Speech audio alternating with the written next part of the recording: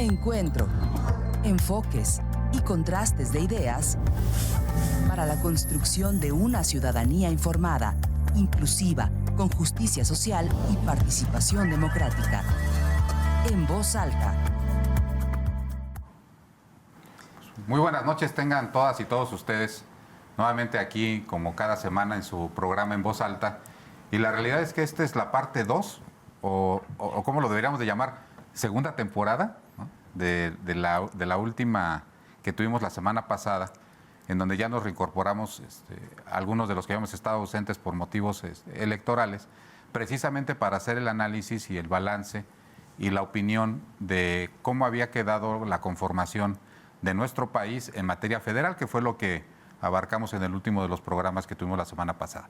Y reservamos para el tema de lo local, cómo es que se movió, quién ganó, quién perdió, por qué ganaron los que ganaron y por qué perdieron los que perdieron, o mejor aún, Arturo, si alguien ganó o alguien perdió, ¿no? O si todavía nos falta saber exactamente qué es lo que va a suceder. Entendemos que en el contexto nacional, si bien tengo las cifras, haciendo un rápido resumen, Claudia Sheinbaum gana el Estado, o sea, gana la coalición encabezada por Claudia Sheinbaum, pierde la coalición encabezada por Xóchitl Gálvez, esto es en la elección de presidente de la República, pero en la elección del Senado el resultado se invierte, gana la fórmula encabezada por Acción Nacional, el PRI y el PRD, y pierde pierden los candidatos que en este caso fueron separados de Morena, Verde, PT y los demás. Y en el caso de las presidencias municipales, habría que hacer un balance, no tengo el dato preciso en el global quién saca más votación, pero Acción Nacional se lleva las principales ciudades de Querétaro, que es Querétaro, Corregidora del Marqués y San Juan del Río. San Juan del Río me parece que se va a judicializar porque la diferencia es muy poca, pero la sorpresa pues es la legislatura del Estado y la conformación del Congreso, ¿no? En donde parecería ser que hubo una suerte de voto cruzado, en donde la oposición hasta el momento, digamos la oposición en el Estado, se lleva 14 curules, Movimiento Ciudadano 1, PRI 2 y Acción Nacional 8. Entonces parecería que tendríamos una nueva conformación y por primera vez en el Estado un Congreso del Estado, una legislatura del Estado que no es del mismo color del gobernador, ¿no? ¿Cuál es su balance, Arturo? Bueno, primero, sin duda de sorpresas, ¿no? Porque en el imaginario se hablaba de un punto meta, yo creo que inclusive lo podríamos poner así, donde la aspiración de esta alianza opositora aquí en el Estado, Morena, PT, Verde, buscaba tener 9 votos, ¿no? Ese era como el punto donde se podría generar una oposición a ciertas decisiones, planteamientos no solamente de reformas constitucionales, sino de nombramientos por parte del Ejecutivo, que no necesariamente te alcanzaría para frenar el presupuesto, frenarlo, por así decirlo, modificarlo, replantearlo. Y bueno, sí se da una gran sorpresa al tener al día de hoy, dentro de los siglados en esta alianza opositora, pues tener 14 diputados, ¿no? Lo cual te da esa mayoría absoluta que tiene una fuerza muy importante. Yo no sé si este término de cogobernar aplica, pero por lo menos sí el de un contrapeso desde otro poder del Estado, que es el poder legislativo, y que efectivamente, bueno, pues es un tema un tanto cuanto sorpresivo.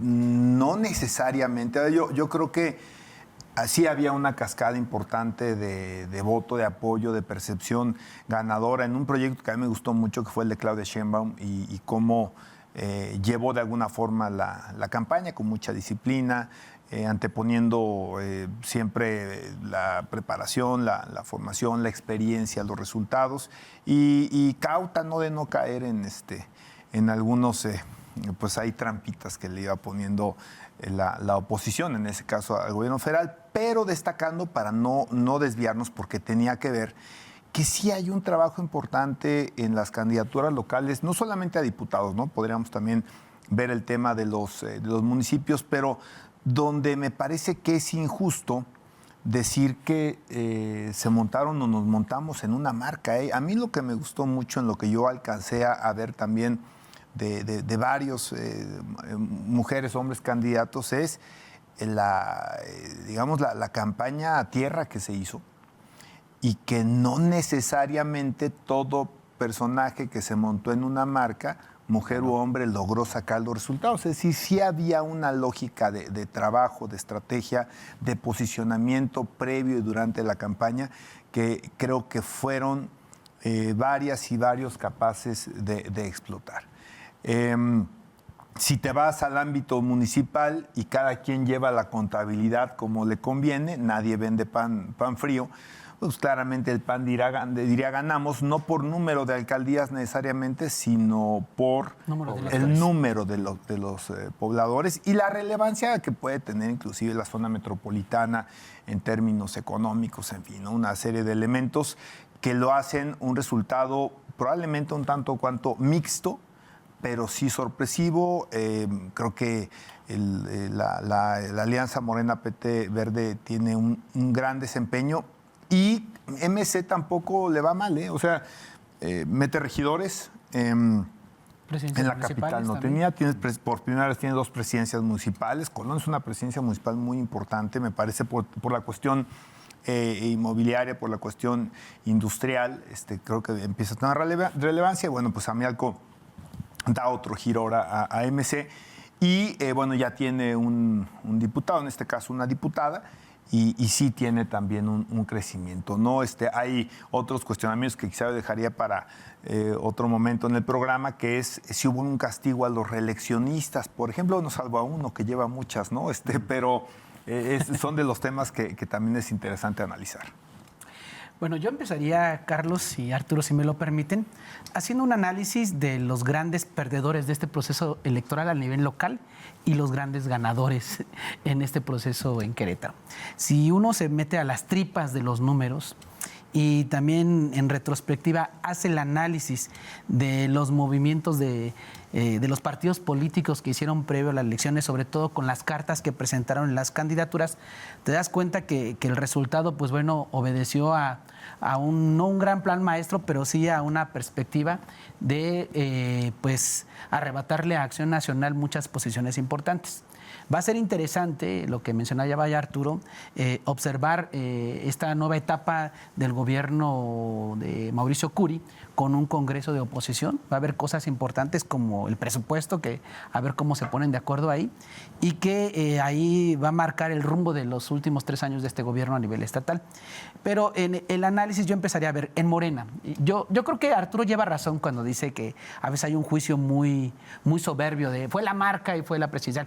Hay que reconocer que en las elecciones presidenciales los electores en Querétaro tienden mucho a seguir la perspectiva nacional. Es una tendencia ya que han estudiado varios politólogos en los últimos 20 años en Querétaro. Entonces, cuando hay elecciones presidenciales, se cierra mucho entre las marcas que se mueven en Querétaro, ¿no? Y entonces la elección presidencial sí jala. Pero también hay que observar que a nivel local hubo actores que contribuyeron mucho a este tsunami a nivel local. En la parte de Morena, empecemos con Morena. A ver, ¿yo a quién veo que es uno de los grandes ganadores en Morena? Al doctor Gilberto Herrera. Sin duda, 6 años caminó un distrito, 6 años trabajó con los electores de a pie. O sea, yo creo que es un político que ha hecho campaña a tierra y que eso le reditó en estos 6 años con un resultado, ¿no? Es el diputado federal más votado en Querétaro y que de alguna otra forma pues consolidó la marca de Morena, ¿no? O sea, yo creo que esta parte se perfila como un personaje interesante al interior de Morena. Tenemos también aquí al diputado más votado por Morena, ¿no? A tu derecha y a mi izquierda. Entonces, creo que también eso habla de que probablemente hubiera sido otro el escenario en el ámbito municipal. Yo creo que estos 2 personajes, de alguna otra forma, se muestran como personajes que de por sí rebasan la expectativa y que de alguna otra forma hay elementos para dar muestra de que el trabajo, a final de cuentas, se ve reflejado en las urnas. No demerito esos análisis de que sí la marca, que sí la elección presidencial, pero yo creo que sí hay que ser claros también en cuanto a la estructura. En el PAN, Es interesante ese dato que dabas, Carlos, de cómo a nivel de elección presidencial en Querétaro gana Claudia Sheinbaum. Pero en el caso del municipio de Querétaro, que es el municipio más importante, se lo lleva Felifer. Y no hay que perderle de vista a Felifer el tema, ¿no? O sea, ve la diferencia que obtiene de votos con el candidato de Morena y de la coalición, y que de alguna otra forma habla de un voto diferenciado. O sea, cuando hay un voto diferenciado es porque nuestro electorado tuvo la capacidad de hacer diferencias. Y se puede explicar de diferentes formas, ¿no? Va a decir, a ver, el candidato de Morena no era queretano. El candidato de Morena salió de la manga. Y pues bueno, Felifer tiene un antecedente familiar y está inserto en una clase política ya arraigada en Querétaro. Y se puede explicar así. Pero lo cierto es que sí obtuvo un capital importante de votos, a diferencia del de Morena. Entonces, yo creo que es uno de los grandes ganadores en él y su grupo, ¿no? Que viene de esta parte de Ricardo Anaya y con acuerdos, si quieres, con el Ejecutivo, pero que a final de cuentas creo que puede tener. Y el otro gran ganador que yo veo en Acción Nacional es Pancho Domínguez también. Ahí, o sea, en un momento pareciera ser que en esta parte del Senado, pues yo a veces pensaba que Agustín no le iba a alcanzar, ¿no? Como parte de un plan para la sucesión en la gubernatura, dejar cartas claras con Agustín, con Lupita Murguía y con Santiago Nieto.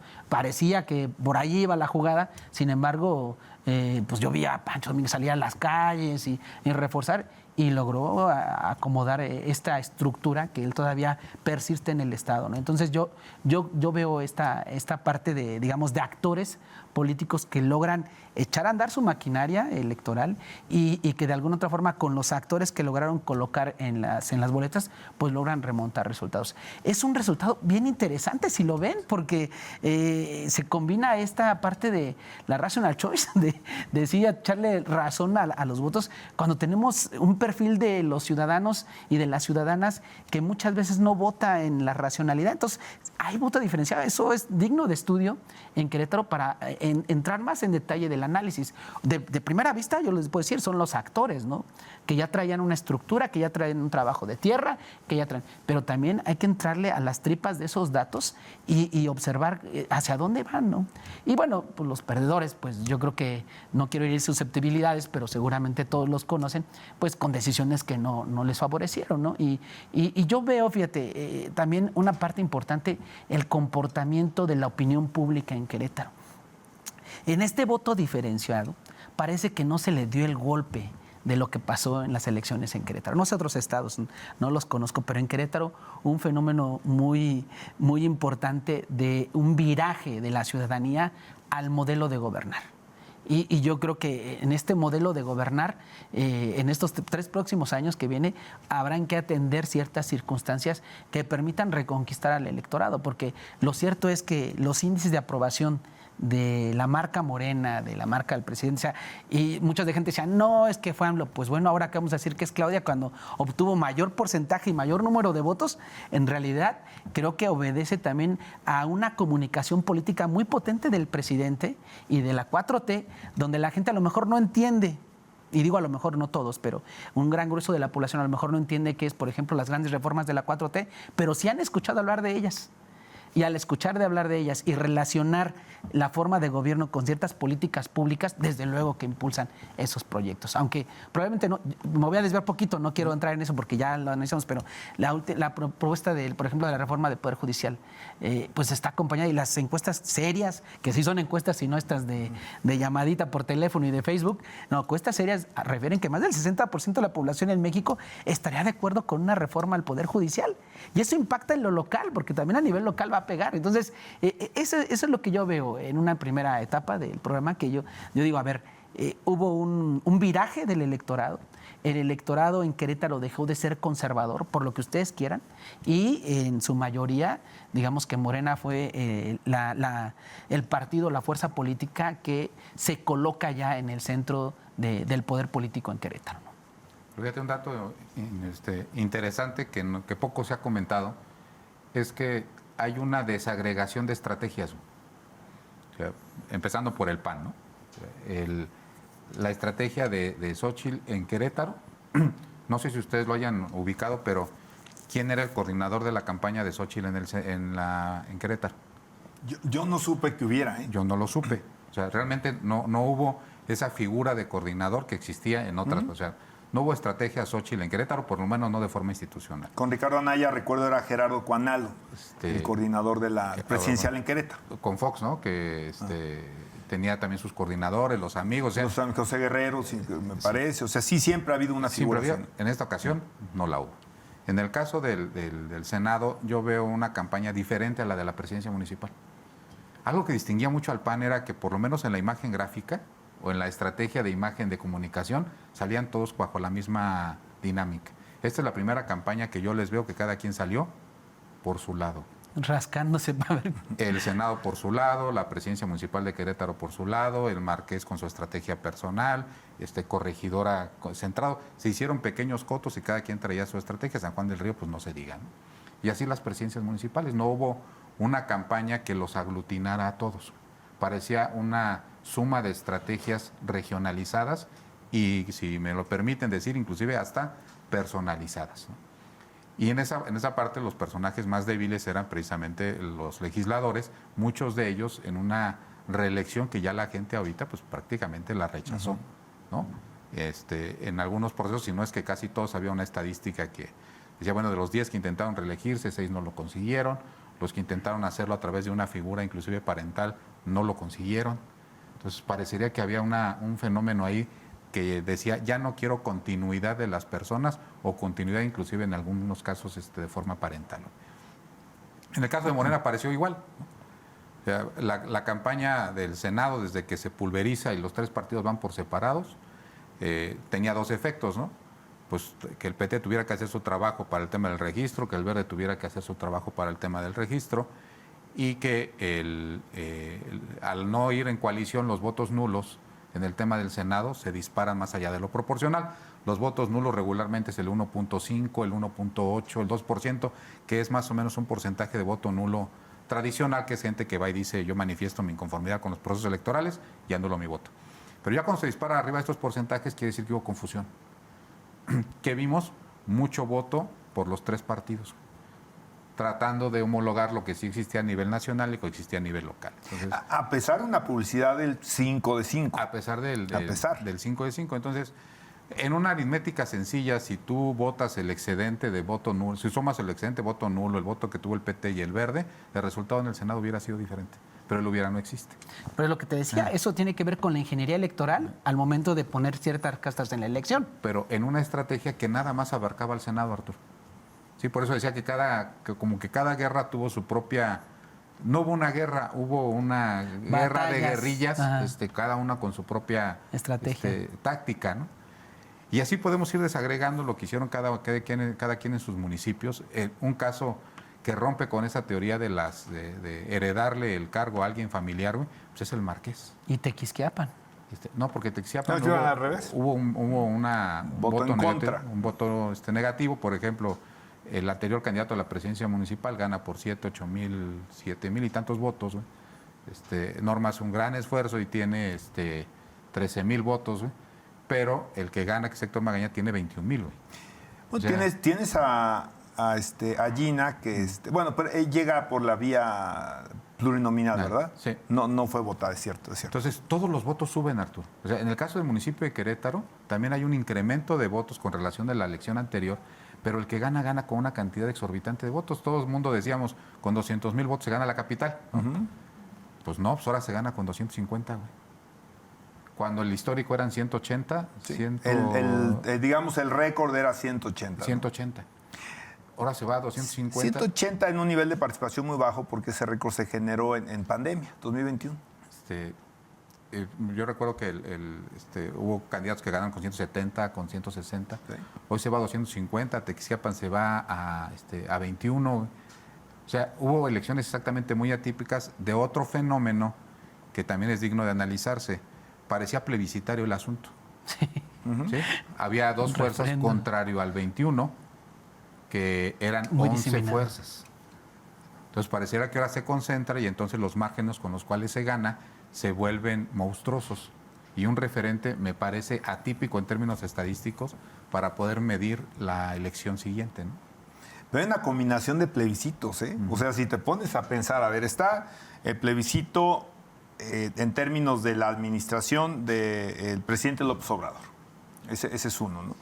Está el plebiscito, que sin duda fue de impacto en los resultados con respecto a algunas acciones, algunas obras, algunas decisiones legislativas de la marca PAN, ¿no? El tema del agua, el tema de la obra del 5 de febrero, que sin duda fue otro factor. Y tienes, por supuesto, los plebiscitos del orden muy local o muy regional, ¿no? El caso Marqués, el caso Corregidora. No estoy seguro el caso Querétaro, que fuera plebiscitario con respecto a la administración de Luis Nava, pero sí tiene sus varios puntos. O sea, efectivamente, sí hay una segmentación y quizá eso pudiera explicar también no solo el voto diferenciado, sino la regionalización de los votos, ¿no? La verdad es que sí es un tema de análisis prácticamente para los que nos ven, que estudian ciencias políticas o alguna sociología, algún tema de estos, en estas áreas del conocimiento, de verdad, bien interesante para meterse de fondo, porque Querétaro ha estado demostrando con bastante frecuencia esa capacidad de diferenciar el voto. Personas que no habían participado en elecciones en Querétaro por no ser de aquí o no estar vinculados anteriormente, están completamente sorprendidos, ¿no?, por esta circunstancia. Aquí también hay que tener otro elemento adicional, las estrategias de los candidatos locales. ¿Sí? O sea, inclusive aquí en Querétaro se vieron 7 estrategias diferentes o 4 o 5 diferentes en términos de lo local, de la presidencia municipal y de las diputaciones locales.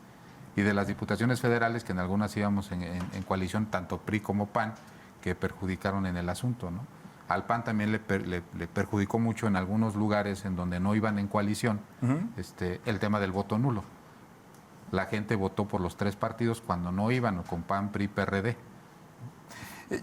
Y eso pues anulaba votos que en algunos casos fueron superiores a la diferencia entre el primero y el segundo lugar. Me parece que en algunos distritos, cuando el PAN le dice al PRI no te necesito, vete por tu lado, se les complica el asunto, como en el caso de San Juan del Río, ¿no?, que decide no ir el PAN junto con el PRI y están peleando 900 votos cuando deberían de estar 5,000 votos holgados, ¿no? Entonces, me parece que hubo algunos actos de hacer a los partidos aparentemente pequeños un lado, y resulta que no son tan pequeños cuando las diferencias se vuelven muy cortas, ¿no? Sí, para que nuestra audiencia entienda esto, lo que quería decir es que los partidos PAN, PRD y PRI iban en alianza en algunos temas, y cuando un elector se encuentra con una casilla con estas opciones de manera diferente, pues no sabía cómo votar, y entonces votaban las 3 casillas y ese voto se anulaba, porque ahí no iban en coalición o en alianza, no sé cuál es el término correcto, pero en ese sentido, pues esos votos se generaban como nulos, y eso metió en serios problemas a los partidos, sobre todo al PAN, ¿no? Y eso pasó lo mismo en el Senado, que es lo que estás tratando de explicar. Al revés, ¿no? Sí, entonces que eso generó pues una confusión entre los electores, y desde luego eso repercutió, y que ahora tenemos escenarios como el de San Juan del Río, que está judicializada esa elección, ¿no? Que el tema del impacto de los votos nulos en Querétaro no es la primera vez que tiene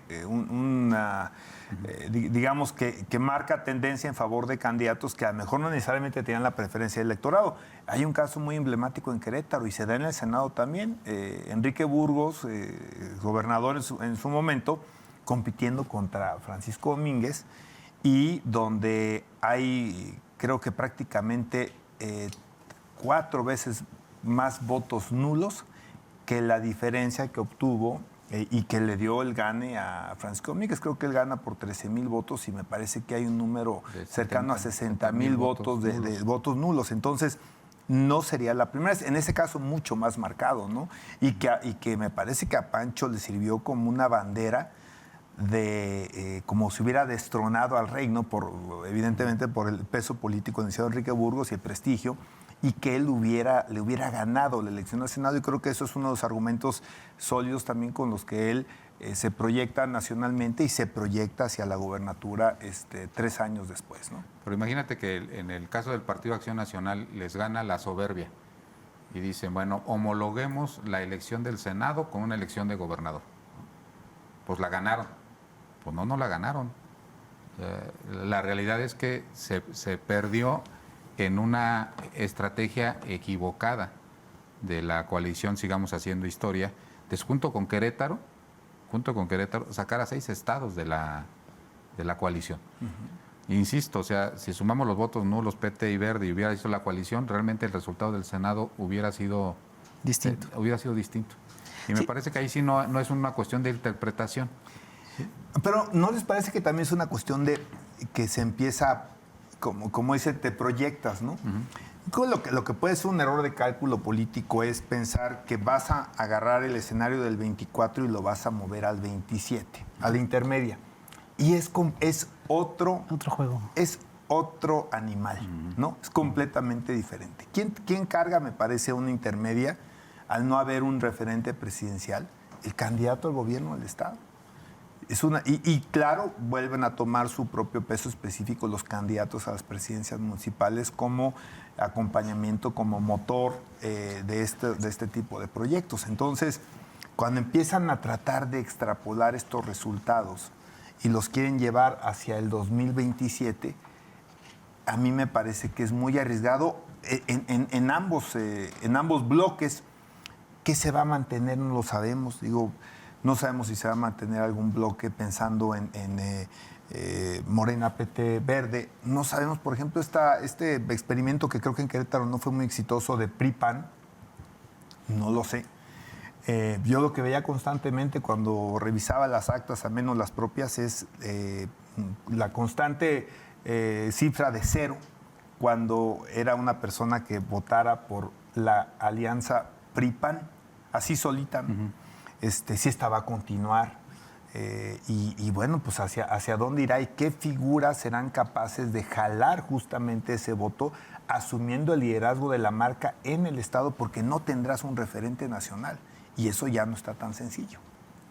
Sí, yo creo que, Arturo, los juicios a veces de valor sobre los procesos electorales, Carlos y Arturo, pues nos llevan a hacer, digamos, análisis a veces muy superfluos, pero yo revisando el mapa de conformación, o sea, te dices, bueno, a ver, sí es cierto, hubo todo un tsunami, una ola de voto a favor de la 4T, Morena se posiciona, es cierto, es correcto, pero cuando hacemos ya el análisis más así, le enfocamos al visor de cada elección, veamos cómo quedaron. A ver, en términos de diputaciones federales, en Querétaro hay 6 diputaciones federales, para que nuestra audiencia lo tenga claro. Se llevan 3 Morena y sus aliados y 3 el Partido de Acción Nacional y sus aliados. O sea, ahí hay empate técnico. Lo que cabe destacar ahí es que Morena le arrebata 3, ¿no? O sea, porque no los tenía. Entonces gana Morena 3. En el caso de las diputaciones locales es evidente que Morena le tunde al PAN y resulta ya con 14 de 25 diputados, ¿no? Lo que quiere decir que ahí en el Congreso va a haber una cosa de peso y contrapeso y esperemos que el sueño de Montesquieu se genere en este ejercicio de gobierno y haya equilibrio de poderes, ¿no? Y es en el ámbito del Congreso local. En el ámbito presidencial y en el ámbito de los presidentes municipales de Querétaro, fíjense lo que refleja la voluntad. Aquí no se pinta el Estado de un solo color. Aquí hay ya un esquema pluripartidista. En esta gráfica que nuestra audiencia está viendo, por ejemplo, a nivel de presidencias municipales, pues ustedes pueden observar, ¿no?, que en el caso del PAN, por sí solo la marca PAN solo se lleva 3 alcaldías, ¿no? En alianza se lleva 4, es decir, 3 y 1, en una se va solo con el PRI. Y en el caso de Morena, que contrario a lo de los diputados locales, solo se lleva 4, 2 de donde va solo y 2 en alianza. El Verde se lleva 2 más, digamos, sumándole los de Verde serían 6. Pero allá a nivel municipal no estamos hablando de una ola guinda en los gobiernos municipales. Esto nos habla, y bueno, aparece Movimiento Ciudadano con 2 más y un independiente en Jalpan, que es que vuelve a repetir, Tocayo, un candidato independiente. Entonces, esta conformación, y luego ya para cerrar mi intervención, esta conformación sumada a que en el Senado sí pierde Morena por poco, pero pierde. Y entonces son 2 senadores de Acción Nacional y sus aliados y una senadora de Morena. Y en la elección presidencial, evidentemente, gana Claudia. Entonces, ¿esto de qué nos habla? De de un sistema multipartidista donde los próximos 3 años para Querétaro viene un equilibrio de fuerzas más interesantes. Ya el ejercicio de gobierno no va a ser a levantamanos, creo yo. Va a tener que buscar el Ejecutivo consensos necesarios para sacar cosas. Ahora el Ejecutivo va a vivir lo que el federal vivió durante estos 6 años, ¿no? De tener frenos y contrapesos. Entonces, va a ser bien interesante este ejercicio. O sea, la gran lección del electorado y el gran resultado es que nos lleva a que los espacios públicos en Querétaro van a ser equilibrados. Ya no van a tener un solo cosa. A pesar de que Morena ganó muchos espacios, tampoco los tiene todos, ¿vale? Vamos a un corte y regresamos porque hay temas interesantes que todavía nos falta tocar. Regresamos. Bien, pues estamos de regreso. Nos quedamos en el corte con un interesante análisis que hacía Arturo Marcial. Nos presentaba todo un plano donde parecía que se vestía Querétaro de multicolor. Y las comúnmente llamadas alianzas, vamos a llamarlos así para que todos los entendamos mejor, hay dos figuras jurídicas, las coaliciones y las candidaturas comunes, que ¿para qué nos metemos en ese rollo? Nosotros mismos no terminamos de entender dónde empieza uno y termina la otra, pero es lo que todos conocemos como las alianzas cuando los partidos deciden ir juntos, ¿no? Y me parece que aquí va a haber un reto muy interesante para, como tú lo dijiste, la contienda del 27, ¿no? Recordemos digo que una de las dificultades que tenemos para evaluar decisiones es evaluar decisiones pasadas con datos nuevos. Hoy parecería que cuando Acción Nacional le decía al PRI, no te necesito y podemos ir sin ti, y recuerden que hubo voces muy interesantes en Querétaro que dijeron, no necesitamos la alianza con el PRI. Y no una, no dos, no tres. ¿Qué sucede al término del proceso electoral? Creo que al PAN le hubiera ido mucho, pero mucho peor si no hubiera tenido esa alianza con el PRI. Y creo que cometieron algunos errores entre los dos partidos en diferenciar y no hacer una alianza total. San Juan del Río está en riesgo probablemente por esa circunstancia. Por esa circunstancia. Hoy tienen 2 diputaciones plurinominales. El PAN no tuvo la generosidad de darles un distrito de mayoría relativa para que la pudieran ganar, o un distrito de competencia. Pero tienen 2, con posibilidades de quedarse con una después de que terminen con todo este tema de impugnaciones. O sea, al PRI le hubiera sido indistinto ir en todo, y me parece que la conformación de la legislatura hubiera sido diferente y en algunos municipios hubiera sido diferente. En el caso del municipio de Querétaro, el resultado creo que se hubiera acercado mucho a que hubiera sido diferente si no hubieran llevado al PRI. En el caso de la alianza Morena Verde PT, está en el mismo caso.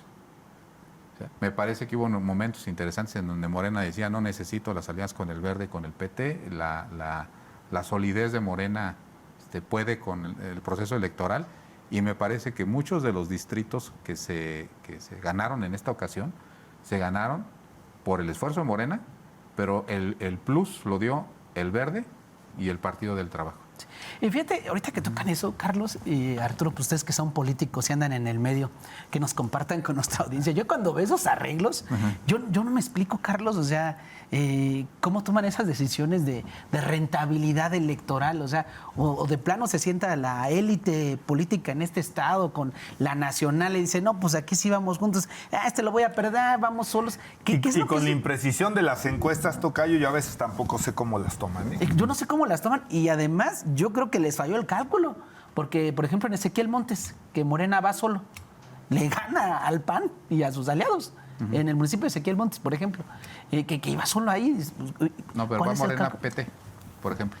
En Ezequiel va Morena PT. En Ezequiel va Morena PT, pero por ejemplo Peña Millar se divide en Morena y PT, y la suma, se divide en Morena, PT, Verde, y gana Acción Nacional, cuando la suma de los 3 aritméticamente daba un resultado contundente. Pero entonces, ¿qué es lo que le calculan a eso y le apuestan? No, pues esta la vamos a ceder. No nos interesa porque es un municipio chiquito. ¿Qué es lo que a final de cuentas toman en cuenta para decidir las encuestas, el presupuesto del municipio, o qué atrás se atraviesa, ¿no? Y es donde uno dice, yo veía antes de llegar al proceso, decía, ya no están invitando a su fiesta, pero ya saben el resultado, ¿no? Yo me atrevería a agregar a tu pregunta y a ver, Charlie, ¿qué nos contesta? Porque es que yo tampoco sé, te lo digo por experiencia personal, pero a ver, yo creo que a veces algunos municipios entran dentro de una gran sábana nacional, ¿no? Donde se intercambian inclusive entre los propios partidos que forman esa alianza, o en su caso coalición. Oye, pues yo traigo interés en Juárez, ¿no? Híjoles, mira esta cosa. Bueno, dame Querétaro, ¿no? Dame San Juan, o dame no sé, Cancún, Torreón. O sea, que hay ciertos municipios y ciertos actores en la toma de decisión que sí pueden llegar a generar una serie de intercambios, de acuerdos, de ir o no en coalición y de ir o no con ciertos personajes independientemente de las rentabilidades. Mira, uno de los factores, te voy a decir, porque yo sí he participado en esas mesas, es la propia ley. También. ¿Sí? O sea, no se puede hacer una alianza total o una candidatura común total en todos lados por el tema de género. O sea, de inicio ya cuando es una fórmula interesante en donde dicen, bueno, pues tienes que respetar mitad hombres y mitad mujeres, pero cada partido tiene sus propios bloques dependiendo de la votación anterior. Entonces, cuando intentas empatarlos todos, te da que no puedes ir a más de un 60, 60, 70% en alianza. En candidatos, porque entonces ya o respetas en un bloque la equidad de género o no lo respetas en otro bloque. Cuando empiezan los grupos de vulnerabilidad, otro porcentaje.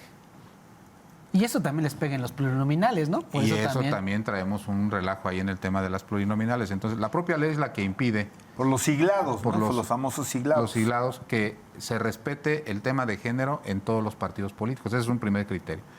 Segundo criterio, como decía bien Arturo, y lo decíamos en otros programas, hay un proceso de centralización de las decisiones de los partidos políticos. Todos corremos a México a ver qué nos dicen. Todos, ¿eh? Y todos es... Todos. PAN, PRI, PRD, Morena, Verde, PT, MC, todos los procesos, los órganos nacionales tienen un proceso de centralización que los ha estado avalando el Tribunal Electoral. Todos reformaron sus estatutos para decir todas las decisiones se toman aquí. Incluso, por ejemplo, en el caso de Querétaro, el PAN también recurre a esas decisiones a nivel nacional. También tiene decisiones nacionales, porque el PAN empezó a perder un poquito su proceso democrático, que todo el mundo le reconocíamos que era más o menos lo más cercano a un proceso democrático interno cuando pusieron la elección directa. Sí, 2008, reforma estatuto 2008. O la designación como una forma de elección interna, que me parece que no debería de existir en ningún partido, salvo casos extraordinarios, que ya lo existía, pero que ahora se volvió una regla. Eso es un segundo elemento del porqué.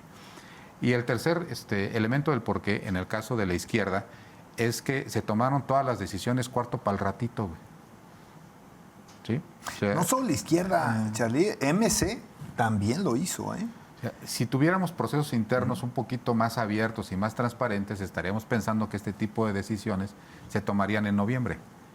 Porque estamos suponiendo que las decisiones las toman las cúpulas, pero si tuviéramos procesos internos más ágiles, entonces lanza las convocatorias unos 6 meses antes, tiene los procesos internos en las fechas en las que los debes de tener, ya con un proceso depurado, y entonces terminando el proceso interno ya sabes quién es el candidato, pero derivado de un proceso interno. Pero acá hay una serie de trampas en los estatutos y en la ley que, avalados por la norma, te dicen que prácticamente llegas al registro sin saber quién va a ser el candidato. Bueno, en la elección local en 2024 pasó muy claramente con el PAN, y eso podría explicar también los triunfos, ¿no?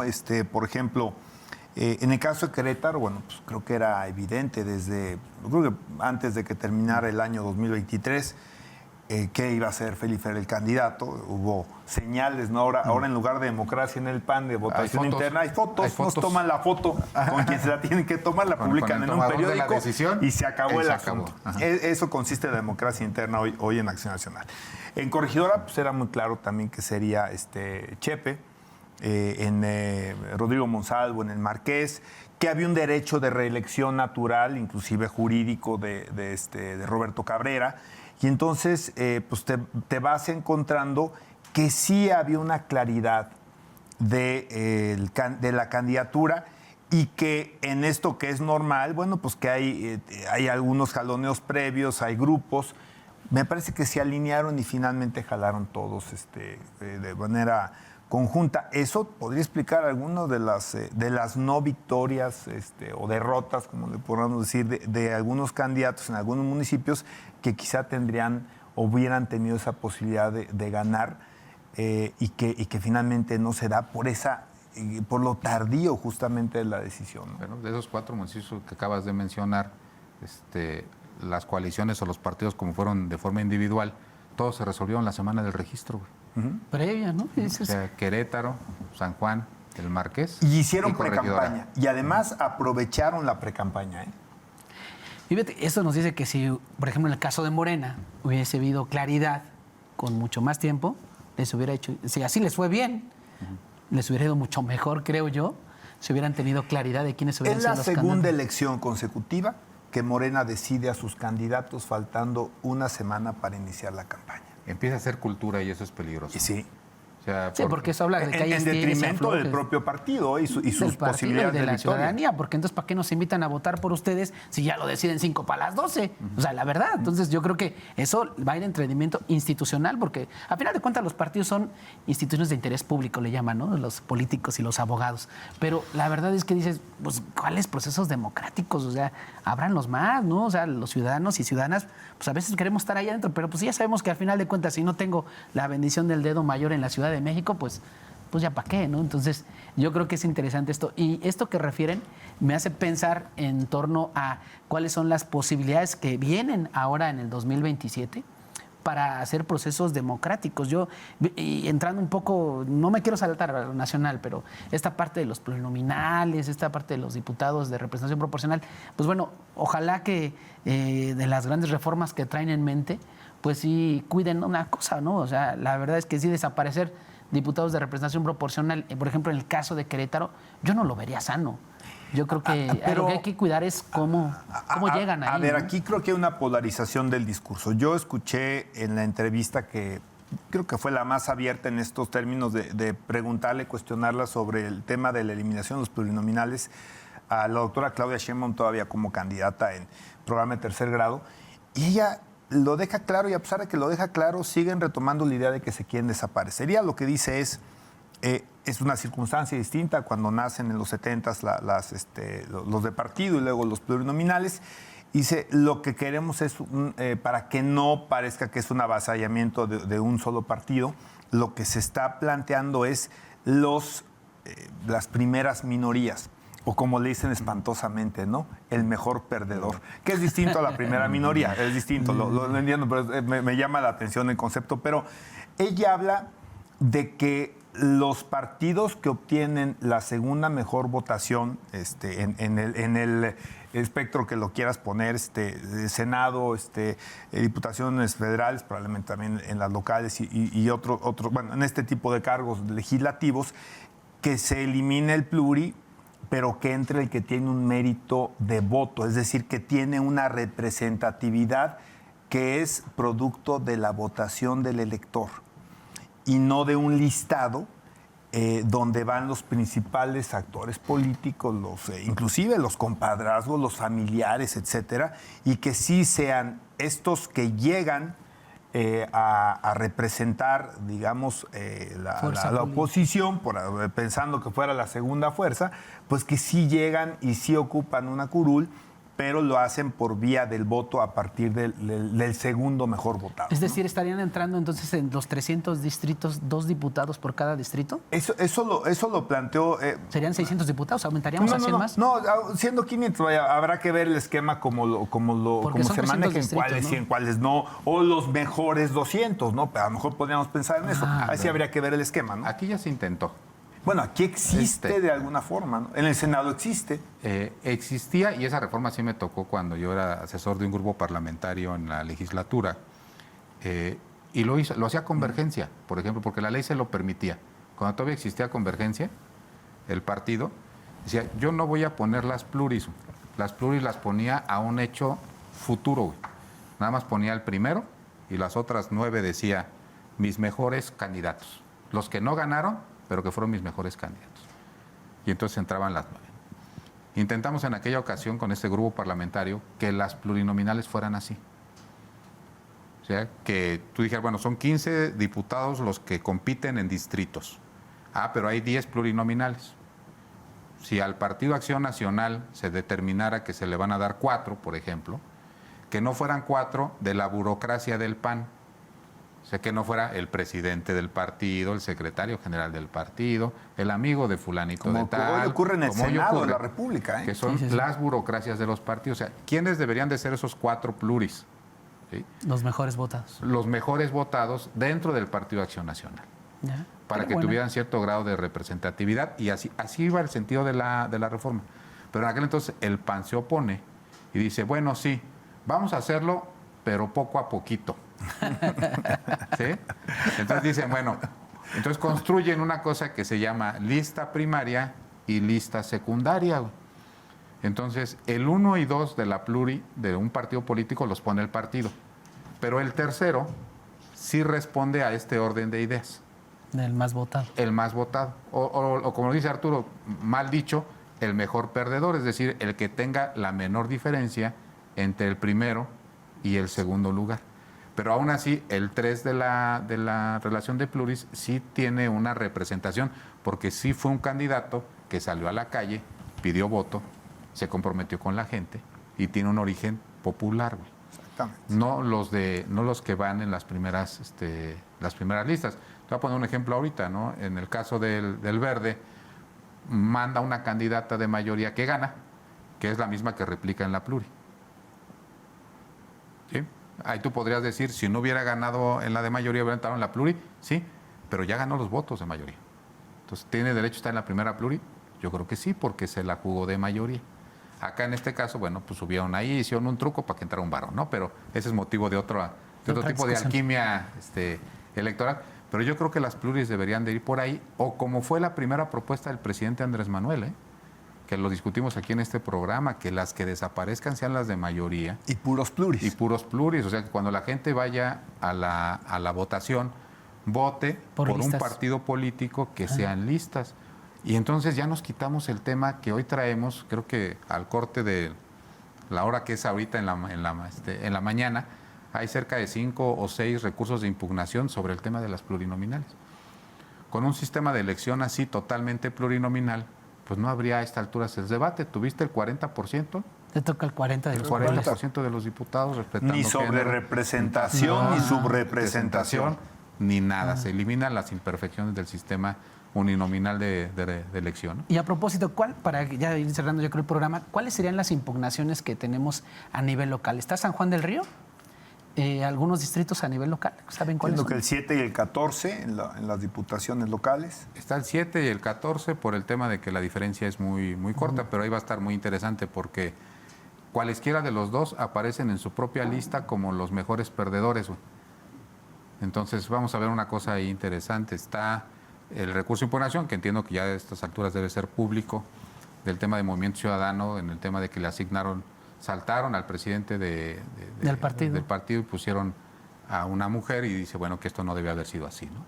Está el tema del PAN, diciendo que el sistema de afiliación efectiva del candidato del Distrito 10, Edgar Insunza, no debió haber sido asignado a Morena, sino al Verde, porque en sus argumentaciones dicen que el órgano electoral debió de haber tenido elementos adicionales para saber cuál es la afiliación efectiva de un candidato.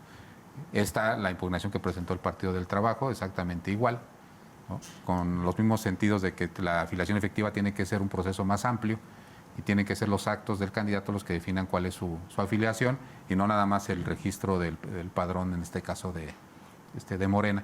Y está creo que el de una candidata de San Juan del Río, Cinesio, bueno, creo que no su apellido de soltera. Rosy del Río. Rosy del Río, en el sentido de que no debieron de haberle cargado la cuota indígena a Morena, y por lo tanto ella era la que debía de haber tenido la tercera posición. Hasta el momento, el término vence el día de hoy. Vamos a ver qué tantas impugnaciones más.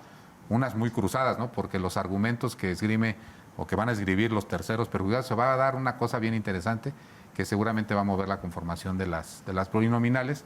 Primera instancia en lo que se resuelve aquí en el tribunal y después viene toda la cadenita de lo que sigue, ¿no? Pues a esperar, ¿no? Porque sí, hay tanta especulación sobre temas que tienen que ver con la conformación de la Cámara y las mujeres y hombres que la integran, que probablemente no lo sabremos hasta septiembre. Podrán irse ese... ¿Cuándo toman protesta, tocayo? 26 de septiembre. 26 de septiembre. ¿Y tienen que llegar ya las resoluciones antes? ¿O puedes tomar protesta y luego la resolución de...? No, entiendo que no. Era una cosa que comentábamos fuera del aire con Arturo, y la realidad es que la ley dice que el proceso electoral termina con la resolución de las últimas de las impugnaciones. Pero si llega el 26 de septiembre y se toma protesta, entonces es un hecho consumado, y ya aunque no se hayan resuelto las impugnaciones, que no ha pasado un caso en Querétaro, ¿eh? La realidad es que los órganos jurisdiccionales... Sí, estuvo cerca en el 2018. Ya ni me acuerdes de esa, ¿no? Fue 11 2 horas antes, ¿no? No, fue a las 10:45 de la noche. Es cierto, 15 minutos antes de que se venciera el plazo para instalar un consejo ciudadano. Una hora y cuarto, Sí. estaba la legislatura dispuesta a nombrar un consejo ciudadano, la sala superior a punto de resolver, y tu servidor pegado en la televisión, viendo esos 1,513 votos con los que todavía tengo pesadillas, ¿no? Pero, hasta contestando tu pregunta, si no se resuelven, será en la toma de protesta en el caso de la legislatura el 26 de septiembre y en el caso de los ayuntamientos el 1 de octubre. Si quedara algún asunto, pues ya es un hecho consumado, y el que es, pero deja muchos aprendizajes para el futuro, ¿no? ¿Estamos terminando? Sí, bueno, pues muchas gracias por el favor de su atención. Seguramente este tema va a dar para mucho más de aquí hasta el 26 de septiembre y al 1 de octubre. Nos vemos la siguiente semana.